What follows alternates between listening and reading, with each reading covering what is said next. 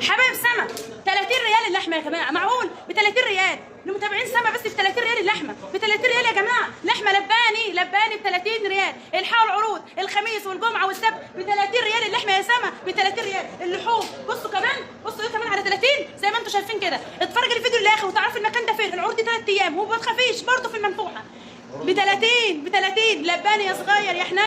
الكوارع، الناس اللي بتحب الكوارع زي الكوارع والبهاريز ب 25 ريال، ب 25 ريال يا جماعه، ب 25 ريال. العرض لمده 3 ايام، خميس وجمعه وسبت. الخميس اللي هو اليوم.